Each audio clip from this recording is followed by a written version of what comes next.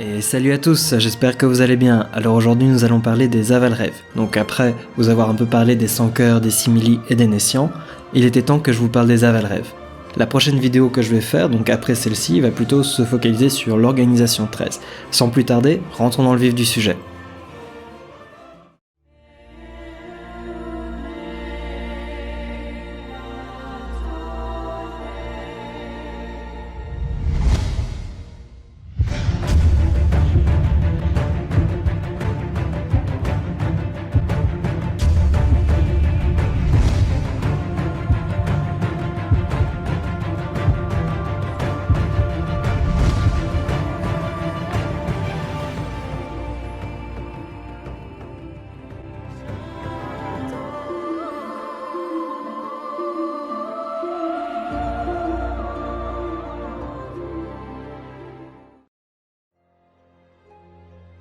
La première fois que l'on est confronté aux Avalrêves, c'est dans Dream Drop Distance, même s'ils font leur apparition dans Kingdom Hearts Key.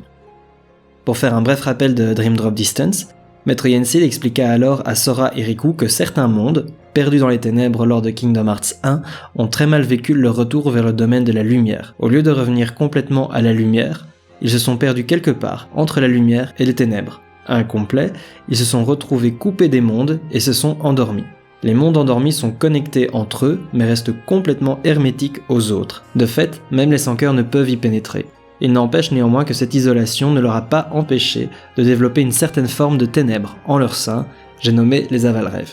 Et contrairement aux Sans-Cœurs, Simili et Nessians, les Avalrêves peuvent être soit liés à la lumière, soit aux ténèbres. C'est d'ailleurs la seule créature dans Kingdom Hearts qui puisse être liée aux deux.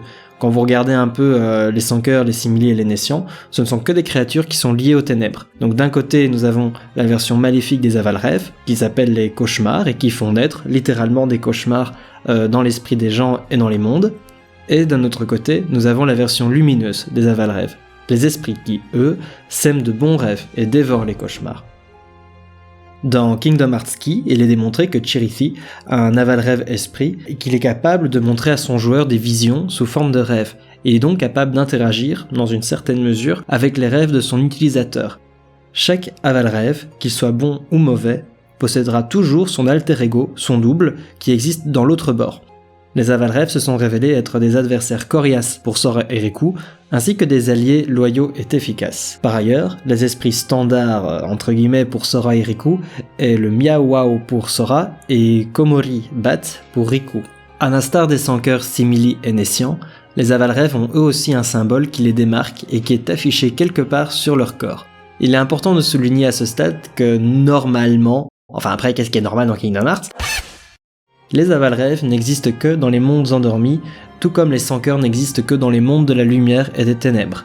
Mais la suite de l'histoire de Kingdom Hearts Key ainsi que l'annonce des Avalrêves dans Kingdom Hearts 3, dans le précédent trailer, ont fortement ébranlé cette conviction qui était devenue une quasi-certitude dans la communauté Kingdom Hearts. Cela démontre seulement qu'il subsiste encore des points d'ombre sur les Avalrêves et certaines choses s'éclairciront peut-être lors de prochaines mises à jour de Kingdom Hearts Key ou à la sortie de Kingdom Hearts 3. C'est pourquoi je vous conseille de prendre ma vidéo avec des pincettes, car peut-être que ce que je vais expliquer ici va s'avérer incomplet dans le futur. Néanmoins, j'ai quand même fait de mon mieux pour vous fournir la base de compréhension la plus officielle et la plus objective possible. À mon sens, même si les caractéristiques des Avalrêves sont identiques dans Dream Drop Distance et dans Kingdom Hearts Key, la manière dont ils sont mis en scène diffère légèrement dans les deux jeux. Prenons par exemple la manière dont ils sont créés.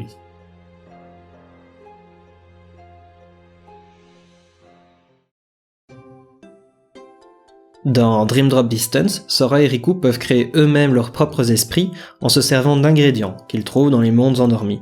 Ils se servent de bribes de rêves qu'ils collectent afin de créer des Avalrêves. Dans Kingdom Hearts Key, en revanche, à aucun moment les joueurs ne sont capables de créer eux-mêmes leurs propres Avalrêves. C'est une compétence qui est exclusive aux maîtres des maîtres ainsi qu'aux leaders des Dents de Lion, eux-mêmes utilisant des ingrédients dans leur laboratoire. A priori, il serait vraisemblable de dire qu'étant fortement liés aux rêves, les Avalrêves ont besoin d'éléments de rêve, des éléments oniriques pour pouvoir exister. Ce seraient alors des créatures composées de rêves. Le lien est vachement clair dans Dream Drop Distance puisque littéralement, ce que nous avons besoin pour créer des aval-rêves, c'est des bribes de rêve. On a besoin des bribes de rêve pour les créer. Mais concernant Kingdom Hearts Key, ça se complique un peu. Déjà, il faut savoir que l'univers où Kingdom Hearts Key prend place est de base très discutable et il n'est pas impossible que les événements de Key prennent en réalité place dans une dimension parallèle ayant un lien fort avec les rêves. Cela est d'ailleurs vaguement confirmé dans les jeux. Le rapport entre rêve, illusion projetée par le livre des prophéties et la réalité est très très flou dans Kingdom Hearts Key. Et à mon niveau, je ne possède pas encore la réponse à cette énigme.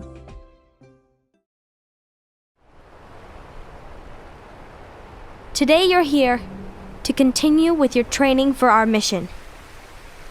This session may seem like it's familiar to you, but in a world that is different, one made of dreams.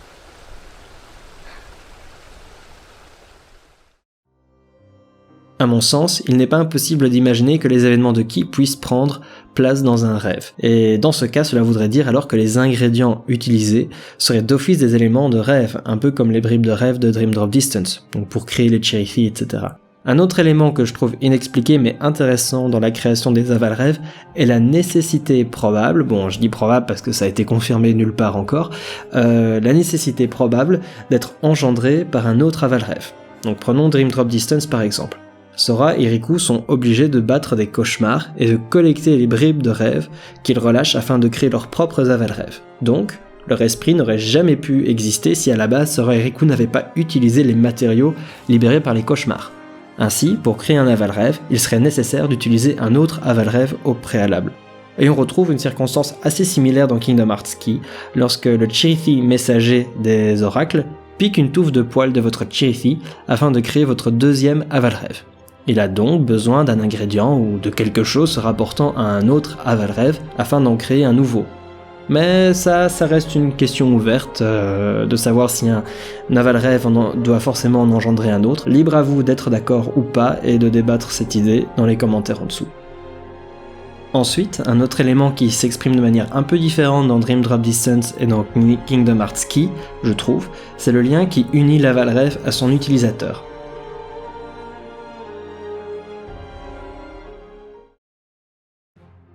Dans Dream Drop Distance, Sora et Riku fabriquent leurs propres aval-rêves, les élèvent, leur font gagner des niveaux, les nourrissent, jouent et combattent avec eux au moyen de coopération avec Sora ou de fusion avec Riku. Il existe de fait un lien particulier et très personnel entre Sora, Riku et leurs aval-rêves.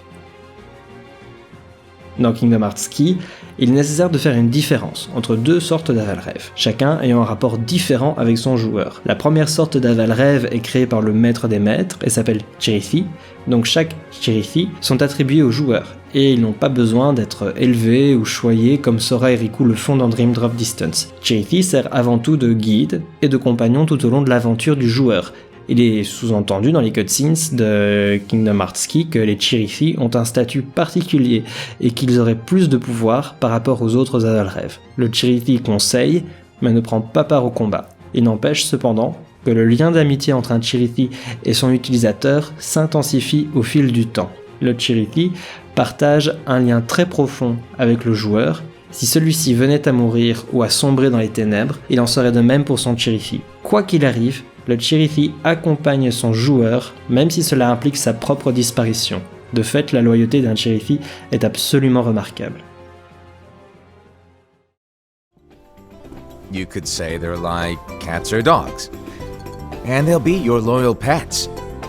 Every wielder will have one of these adorable little guys at their side.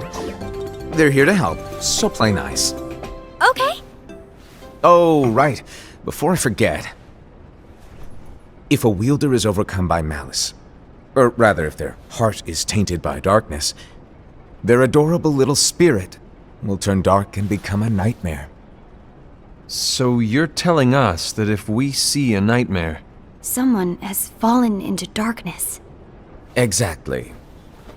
And if you don't stop this renegade spirit, it'll plant darkness in the hearts of others. And you'll have an army of nightmares on your hands. Beware.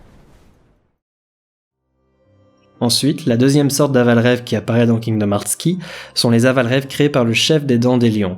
Ceux-ci sont beaucoup plus similaires à ceux de Dream Drop Distance, dans le sens qu'il est nécessaire de les élever, entre guillemets, en leur faisant monter des niveaux au moyen de médailles que l'on collecte tout au long de l'aventure. Et contrairement à Cherry, ils peuvent prendre part au combat. Toutefois, le but principal, et ça je veux vraiment le souligner, le but principal de cette sorte d'aval-rêve précis est de faire oublier la tragédie de la guerre des Keyblade aux joueurs. Donc oui, c'est à cause de ces aval-rêves précis si votre joueur ne peut plus se souvenir de la guerre des Keyblade correctement. Vous pouvez donc les remercier chaleureusement.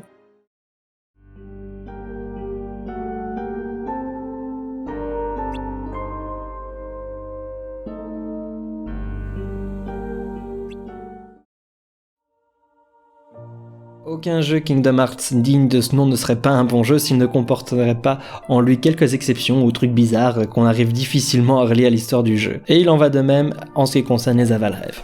Il existe à mon sens 3 aval-rêves un peu spéciaux qu'il me semblait bon d'incorporer dans cette vidéo afin de la rendre la plus complète possible.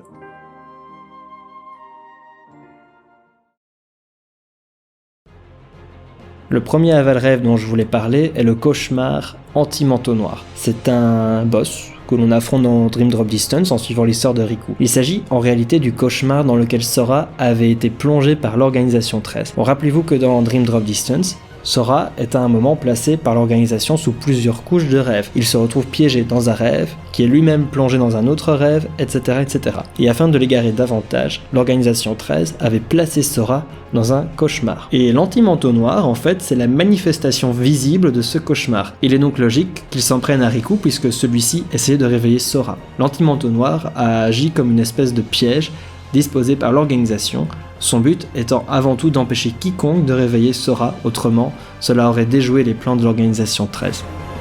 Are you what's trapping him in that nightmare? Le second aval-rêve qui me semblait bon de mentionner, et qui a sûrement provoqué énormément de confusion parmi les fans de Kingdom Hearts, c'est Riku lui-même. Pour en revenir rapidement sur la situation, lorsque Sora et Riku ont tenté de pénétrer les mondes endormis, Xehanort en manteau brun a un peu foutu la merde en essayant de saboter leur examen de symboles de maîtrise. Au départ, ils voulaient garantir l'accès à Xehanort le Jeune dans les mondes endormis. Mais en sabotant leur examen, cela a eu des conséquences imprévues.